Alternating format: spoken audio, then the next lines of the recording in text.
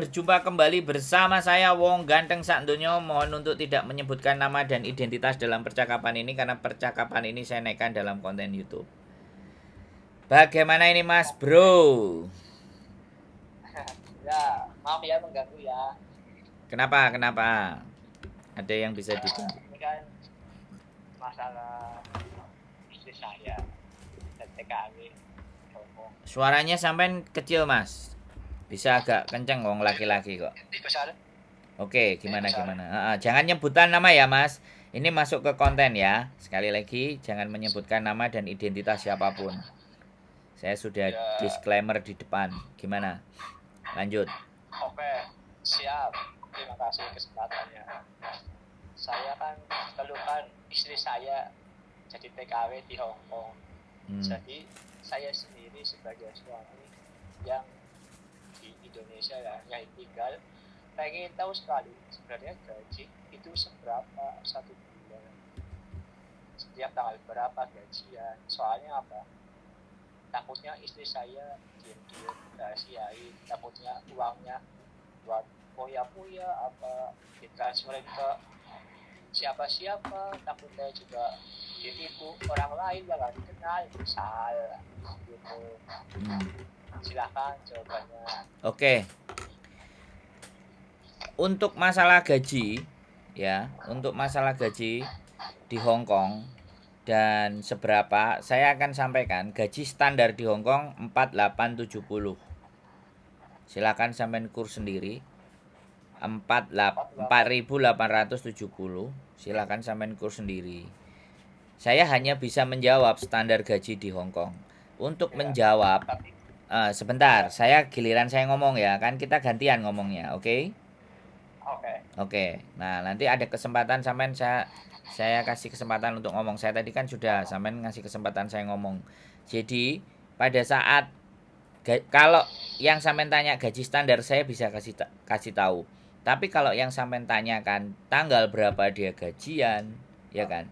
Terus uangnya ditaruh di mana? Kemudian untuk kebutuhan apa? Kenapa nggak dikirim ke Indonesia? Itu sudah ranah privasinya istri sampean dan sampean. Nah, sekarang sampean mau ngomong. Saya nggak bisa jawab kalau itu. Itu ranah pribadi sampean dan istri sampean. Bagaimana sampean berkomunikasi dengan sang istri? Wis, lanjut. Sampean mau ngomong apa lagi? Oke, terima kasih. Mungkin ya saya lagi penasaran juga, kan siapa tahu kayak Mas tadi bilang gaji sekian lah. Oh ya, saya udah menganalisa, tapi kan sekarang kembali lagi berarti ke istri saya, karena istri saya belum sama sekali terbuka, sudah hampir 2 tahun di Hong Kong. Halo? Gitu Mas. Ya. Soalnya gini loh Mas. Ketika saya menceritakan, kan belum tentu karena saya juga nggak berkomunikasi dengan istri saya sampean. Yang justru saya ingin bertanyakan sama sampean, kenapa kok tidak terjadi komunikasi yang baik antara sampean dengan istri? Ya saya malah jadi bertanya, kalau sampean bertanya ke saya, gaji standar segitu. Ya kan? Nah, kenapa sampean sudah satu kontrak, kenapa hubungannya atau komunikasinya dengan sang istri itu nggak ada? Nah, nggak apa-apa, sampean ucapkan di sini, sampean sampaikan di sini apa yang menjadi persoalannya sampean. Jadi biar teman-teman yang di Hongkong itu juga tahu bahwa ada suami yang seperti ini, bingung dengan istrinya gitu loh. Halo? Ya, halo juga. Ya, lanjut silakan. Duh, saya tadi balik nanya, kenapa kok tidak terjalin komunikasi yang baik sama istri? Kenapa sampean penasaran? Kenapa nggak sampean tanya sendiri ke istri? Ya itulah saya baik lagi ke istri saya berarti ya Mas ya. Ya, karena saya saking penasarannya banget. Kadang istri kan merahasiakan, pokoknya sekirim segitu sepuri gitu. Jadi saya kurang puas sekali. Jadi saya tadi malam baru nonton konten YouTube ini apa ya, Miss Yuli channel itu, super saya suka. Jadi saya dan nomor HP, siapa tahu sharing, tahu persis sama masalah-masalah di Hongkong, seperti dari terutama penasaran saya dijawab yang jelas. Ya, terima kasih. Nah, jadi kalau sampean udah saya kirimin segini, ya kan, cukup, nggak cukup silahkan diurus sendiri, silahkan ditanggung jawab sendiri yang di Indonesia. Menurut saya istri sampean baik, menurut saya istri sampean bagus, ya kan. Jadi mau nggak mau, bisa nggak bisa, bagaimana cukup dengan uang segitu, ya. Mungkin dia dibalik itu punya tabungan. Jadi sampean, saya berpesan jangan berpikiran jelek, ya kan. Jangan berpikiran jelek kepada dia, tapi tanyakan baik-baik, ya kan. Gajinya 4873, 4870. Kalau dihitung rupiah itu sekian. Mohon maaf ya istriku, aku nggak bagaimanapun. Aku cuman ingin memastikan ya, duitnya kan kamu tabung toh buat dirimu sendiri. Enggak, aku nggak minta. Tapi paling tidak aku jadi suami, aku ngerti. Wis, kayak sampean kalimatnya begitu saja. Kalau dia nyentil-nyentil marah-marah, ya sudah. Berarti dia memang nggak mau disenggol. Karena sama kayak saya, Pak. Ya, Mas, aku bilang. Kalau saya gajian, langsung lari ke istri saya. Tabungannya istri saya berapapun aku gak ngurus. Yang penting aku udah punya duit tak kasih ke istri. Itu kalau saya. Ya. Nah, Ya, aku ya. itu saya. Lah kalau sampean kerja terus istri malah sudah ngasih. Lah, apalagi ngasihnya ke sampean. Nah, ya harusnya kan sampean juga nunjukin, aku juga dapat nih tabunganmu yang kamu kasih dan gaji yang aku punya jadi sekian. Jadi biar dia juga senang. Jadi kalau mengorek-ngorek, kalau mau tahu info duitnya dibuat apaan dan seperti apa, bagaimana, wajar sampean mau tahu. Itu wajar sekali. Tapi sebaiknya dikomunikasikan secara baik-baik. Tapi kalau dia nyente-nyente, ya sudah. Karena begini Mas, saya sampaikan juga, di Hong Kong itu bukan hanya nerima gaji aja. Mbak-mbak di sini itu Senin sampai Sabtu itu bertempur melawan majikan yang cerewet, banyak perhitungan, ngomel, selalu disalahkan. Ya itu yang wajib sampean syukuri. Dia bisa bertahan sampai 2 tahun itu bagus. Dia nahan semuanya. Lah kalau sampean ibaratnya sering perhatian sama dia, kalau capek ya ngantuk tidur, kalau libur nggak usah boros-boros ya. Ada waktu kalau punya longgar, kita telepon. Aku pingin lihat wajahmu yang manis yang cantik kayak gitu kan. Manis-manis kayak gitu lama-lama kan dia cerita sendiri Thomas.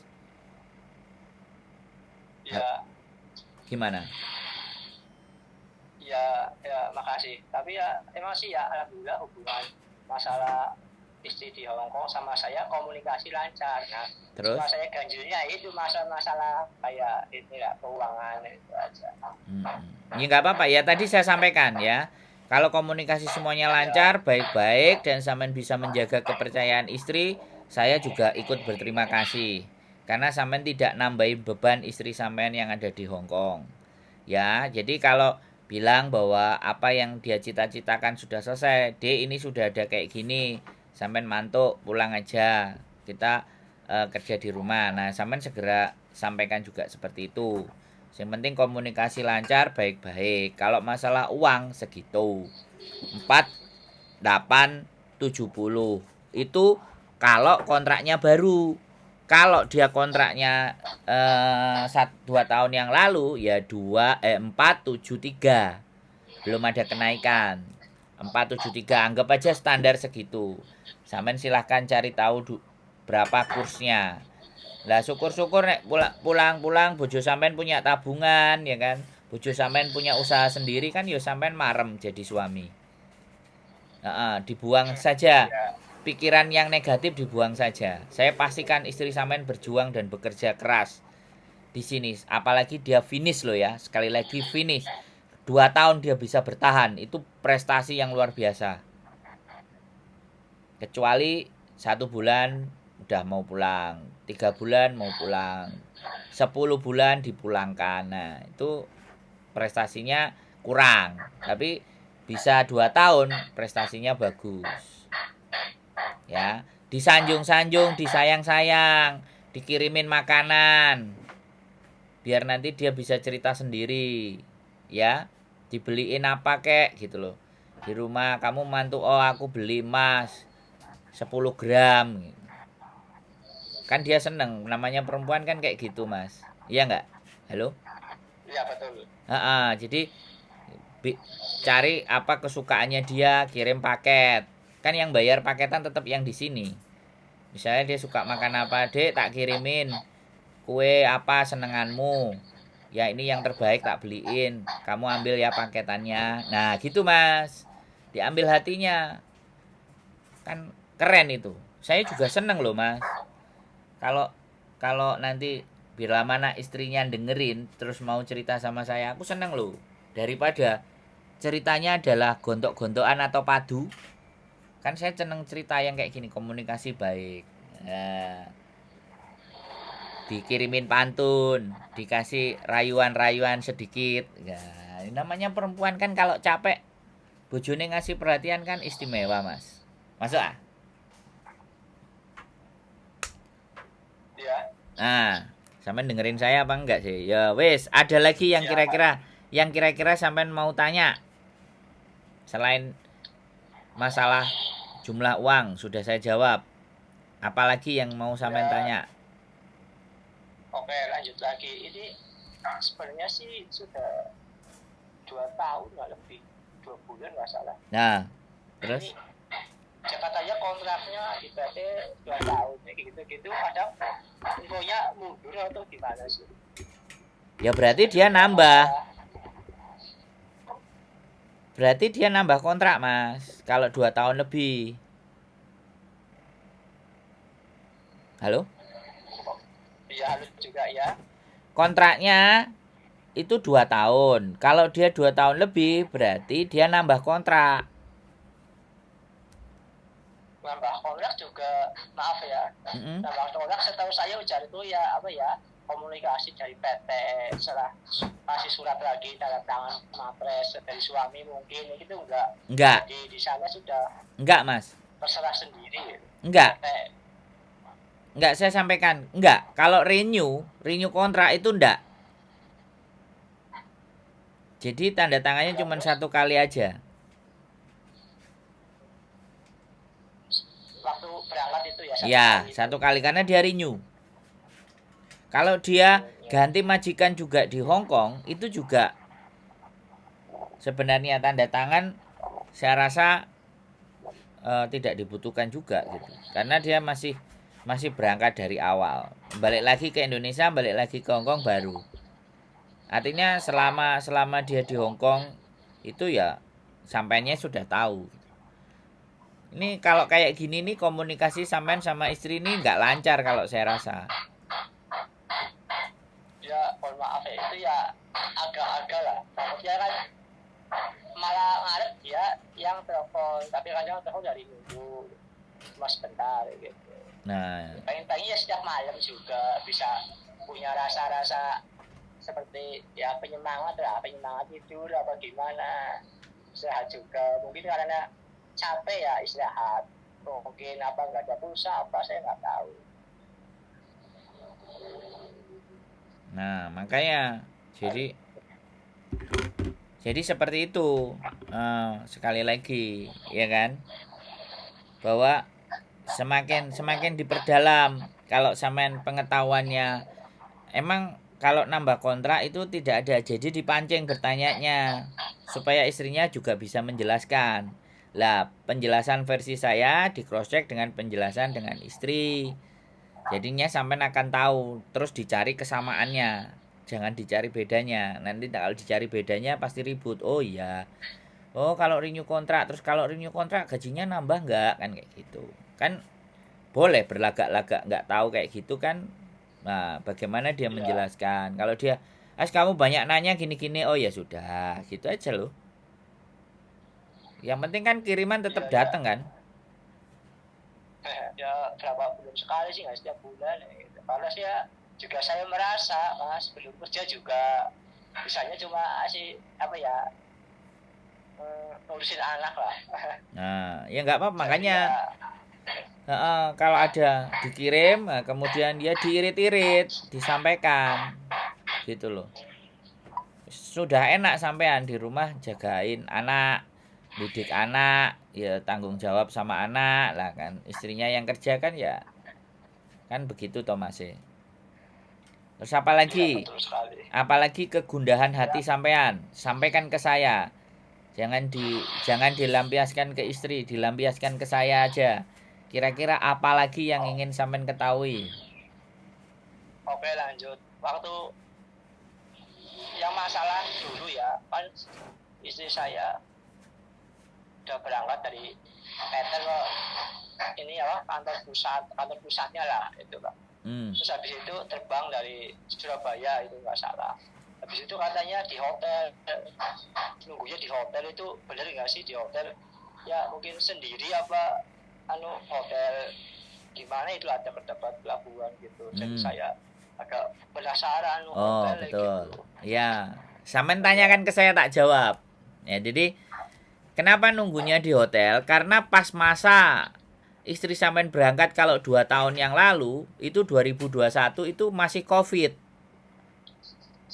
Nah, Covid itu belum boleh masuk ke rumah majikan selama 2 minggu. Maka dia harus dikarantina. Dikarantinanya di hotel. Jadi itu demi prosedur dengan majikan. Siapapun yang masuk ke Hong Kong, ya kan? Siapapun yang masuk ke Hong Kong dari negara manapun itu harus ada masa karantina. Nah, tak jawab Mas. Kalau 2 tahun yang lalu loh ya berangkatnya istri sampean. Jadi nggak ada masalah itu. Di hotel pun dia sendiri. Tidak boleh ada 2 orang. Hanya ada 1 orang. Saya aja sama istri saya mau berangkat nggak boleh, hotelnya harus sendiri-sendiri. Kalau hotelnya sendiri-sendiri kan bayarnya mahal Mas. Jadinya waktu Covid itu begitu peraturannya Hong Kong. Jadi nggak perlu sampean menilai hal yang nggak baik. Wes, apalagi tak jawab Mas. Pertanyaan aku nggak bela istri sampean. Tak paskan dengan situasi dan kondisi saat itu. Karantina itu Mas. Oh iya. Itu masa karantina Covid. Sharingnya ya, lengkap sharingnya ini. Terima kasih banyak. Ada lagi yang sampean mau tanya? Ya, lanjut lagi. Ini masalah ya juga saya heran kalau di luar negeri bisa kirim uang katanya ada toko Indonesia Mall itu. Betul. Gimana? Emang bener itu Mas? Betul. Kirim uangnya harus ke toko Indonesia atau ke 7-Eleven. Jadi kita tidak bisa atau kita harus setor uang di bank dulu baru. Nah, ini tuh harus keluar dulu. Dan keluar itu ada teman-teman mbak-mbak itu yang nggak bisa keluar atau nggak bisa libur atau nggak boleh libur atau disuruh lembur karena jaga kakek nenek. Jadi memang benar kirim uangnya harus keluar, nggak bisa di dalam rumah. Ketika nerima gaji dari majikan itu harus dipindah dulu, dikirim dulu, dimasukkan rekening Indonesia boleh, baru ditransfer ke sampean, atau dia langsung kirim uang ke nomor rekening sampean, tapi itu harus keluar mbaknya. Nggak bisa di dalam rumah, kecuali majikannya mau bantu. Begitu Mas, nggak salah itu. Apalagi yang sampean tanyakan, tak jawab semuanya. Biar sampean tidak punya pikiran negatif sama istri sampean. Lanjut. Oke, paling ya terima kasih. Lanjut lagi. Boleh. Masalah apa ya? Seperti maaf lah ya, namanya pembantu apa mungkin kan nggak tahu kondisi di rumah ramai apa enggaknya. Itu biasanya ya satu rumah satu keluarga atau gimana gitu loh Mas. Oh. Katanya juga kabar ada yang ngontrak di luar inilah rumah majikan gitu, apa benar itu Mas? Nah, oke. Betul. Jadi gini, Cece, mbak-mbak di Indonesia yang ada di Hong Kong itu ada yang pertama under kontrak di majikan. Kalau under kontrak di majikan, kalau ditandatangani oleh majikan, pastinya dia tinggal dengan majikan. Karena kalau dia tinggal di luar itu sudah menyalahi peraturan di Hong Kong. Ya. menyalahi peraturan di Hong Kong bahwa CC housekeeping itu harus tinggal bersama majikan. Kalau ataupun ada yang tidak dengan majikan, itu biasanya sekali lagi rumahnya terlalu kecil atau tidak ingin tinggal ada di situ. Biasanya majikannya bule. Tapi kalau orang Hong Kong enggak, ya. Tapi itu tidak dibenarkan. Jadi ada peraturannya, ada hukumnya kalau dia melanggar. Nah, seperti itu. Lah, kalau sampean bilang ada yang ngekos, ya kan? Ada yang tinggal di luar, itu bisa tergolong dua. Yang pertama adalah overstay. Overstay itu izin tinggalnya sudah habis. Jadi dia melanggar peraturan. Yang kedua paper, ya, sekali lagi paper. Paper itu minta suaka. Jadi orang-orang yang seperti itu adalah orang-orang yang sudah tidak di bawah majikan, tidak ditandatanganin majikan. Dan orang-orang seperti itu adalah ya orang-orang yang sudah di luar, artinya sudah di luar kontrak kerja. Jadi tidak ada kontraknya. Jadi suka-suka dia seperti itu, dan itu melanggar. Kalau yang overstay melanggar. Kalau yang paper ya dia dapat izin tinggal, tapi dia harus lapor tiap bulan, makanya dia tinggalnya di luar. Terus kalau yang tadi di bawah majikan itu dia tinggal di boarding atau ngekos, itu karena dia memperpanjang visa, jadi renew dengan majikan. Nah, pas visanya habis, visanya belum turun, dia nunggu di boardingnya agent, tinggal di kos-kosan. Tapi itu sementara waktu, paling lama 1 minggu sampai 2 minggu. Selanjutnya balik ke majikan lagi. Wis, apalagi yang sampean tanya atau kurang jelas tak jelasin lagi? Cukup jelas, alhamdulillah. Jadi saya lega ini ada pemasukan komunikasi dari bos agent lagi nih, Miss. Pak siapa ini? Jangan Mas siapa ya? Ya, saya Sandro, saya istrinya suaminya Mbak Yuli. Miss Yuli. Saya senangnya dipanggil Mbak Yuli. Saya orang Indonesia, istri saya juga orang Indonesia. Kalau Miss itu kan orang bule. Saya kalau manggilnya Mbak Yuli boleh. Saya suaminya. Ya. Gak apa-apa. Sampean tanya apa lagi yang belum jelas tak jelasin. Ya, oke, ini agak panjang lagi, mungkin masuk akal nggak masuk akal untuk seperti permasalahan di Hong Kong. Jadi saya kadang punya gambaran kok bisanya kalau ke Hong Kong pasti rata-rata ibu-ibu TKW gitu, yang bapak-bapak nggak laki-laki ya gitu. Gimana Mas? Ya, tak jelasin. Yang dibutuhkan di Hong Kong itu negara bisnis, negara pembisnis. Di Hong Kong tidak ada pabrik.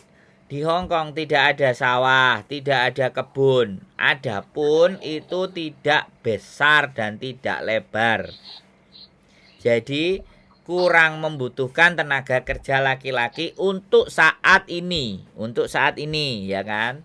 Sama saat-saat kemarin, yang mereka banyak butuhkan adalah asisten rumah tangga. Karena ada kerja. Jadi suami istri kerja, cari uang, karena di sini biaya hidup mahal. Sehingga siapa yang ngurus rumah tangga, siapa yang ngurus anak, siapa yang ngurus rumah, itu diserahkan sama pembantu, ya. Yang berikutnya itu jaga mbah, jaga kakek, jaga nenek yang sudah pikun, yang kadang-kadang tai aja dimainin, yang kadang-kadang suka marah-marah. Nah, itu kan orang Hong Kong karakternya adalah kalau ibunya sudah seperti itu kadang dibawa ke panti jompo. Kalau nggak mau dibawa ke panti jompo, ya itu ditanda tangan, dicarikan CC, ya dicarikan pembantu untuk merawat orang tua mereka. Itu kalau kerjaan laki-laki itu tidak ada. Adanya kalau pekerjaannya profesional. Jadi kita punya pendidikan dan punya pengalaman kerja. Tapi untuk tahun-tahun ke depan kita nggak ngerti. Karena ada rumor bahwa dibutuhkan sopir angkot. Jadi di Hong Kong itu ada namanya angkot. Sebutannya siupa. Siupa itu angkot kalau di Indonesia. Nah, rata-rata supir angkot 70 tahun. Nah, kita tunggu skema dari pemerintah Hong Kong. Terus, kalau ada laki-laki atau bagaimana atau seperti apa, itu jumlahnya dari nggak lebih dari 100 apa 200. Yaitu biasanya sopir, kalau enggak jaga kebun, kalau enggak jaga mbah. Itu pun harus ada koneksi. Koneksinya siapa? Ya mbak-mbak yang ada di dalam. Terus majikannya butuh, misalnya kebunnya banyak, dia punya kolam, mobilnya 5. Itu butuh tenaga yang ekstra. Jadi kadang butuh laki-laki. Itu kalau yang laki-laki. Jadi tidak ada kuli-kuli bangunan apa semuanya itu tidak diambil dari Indonesia. Diambilnya dari India atau Pakistan karena orangnya besar-besar. Karena orang Indonesia juga yang laki-laki susah untuk bisa bahasa Inggris. Disuruh belajar ya susah, angel. Makanya nggak ada, belum menerima lowongan. Tapi sebenarnya tetap ada. Tapi jalurnya khusus-khusus. Misalnya istri sampean kayak gitu ya, majikannya itu punya kebun lebar, majikannya punya mobil 5, majikannya punya anjing 10 misalnya. Nah, istri sampean kan sudah dipercaya sama majikane. Tolong dong aku butuh karyawan, ya wis bojoku tak jak boleh enggak? Boleh. Akhirnya bojone dijeng. Kalau ngarani ku dijeng, ngarannya diambil. Kalau orang kita Indonesia akhirnya suaminya diambil untuk bantuin kerja. Itu nah koneksinya kan sama istrinya, harus ada koneksinya itu biasanya. Karena dia tidak semerta-merta mau ngambil orang Indonesia. Yang kemarin di konten saya itu membangun kuil, bangun wihara.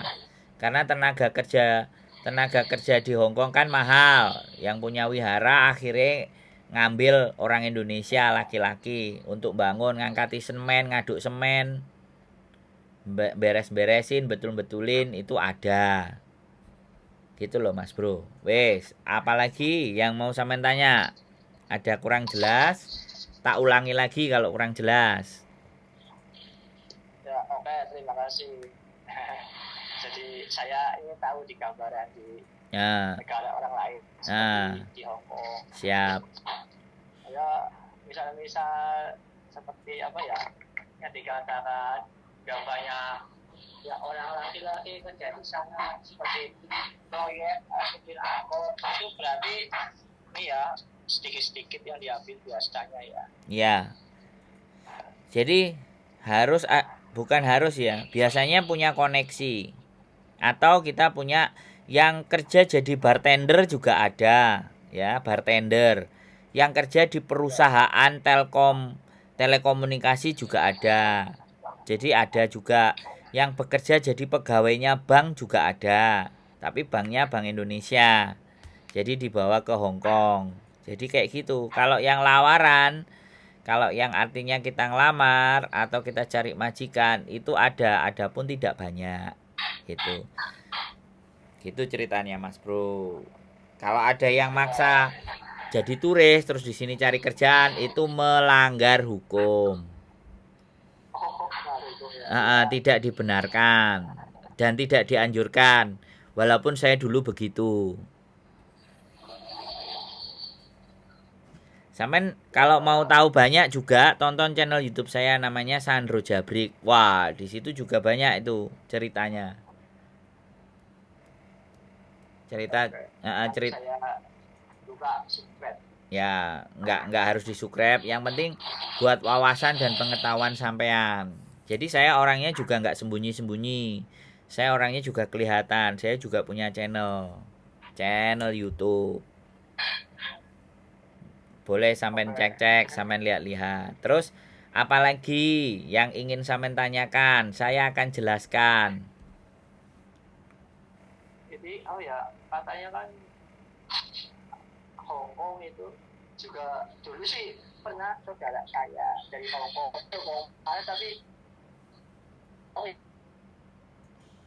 memang ada hubungan. Sinyal sampean putus-putus Mas. Jadi saya nggak bisa mencerna pertanyaan sampean ulangi lagi. Mohon maaf ini Nggak apa-apa. Dulu kan saudara saya lah ini kerja di Hong Kong. Siap. Tapi pas saya lihat di foto itu kayak di gunung ya, di desanya katanya apa gimana saya nggak tahu. Emang di Hong Kong setahu saya kayak istri saya di kota, aku ada yang di gunung gitu. Emang negara Hong Kong itu juga luas, ada yang nyebrang ke laut atau gimana itu, Mas? Betul. Jadi benar saya jelaskan, di Hong Kong itu pulaunya juga ada yang pulau kecil-kecil. Terus di Hong Kong juga ada yang pinggiran kota. Yang pinggiran kota itu juga ada. Jadi kalau harus ke kota itu, kalau dia libur dia harus jalan jauh. Nyari kendaraan ada. Yang pinggir-pinggir, yang kebun-kebun itu juga ada. Jadi rumahnya besar. Biasanya itu orang kaya, tinggalnya agak di pelosok.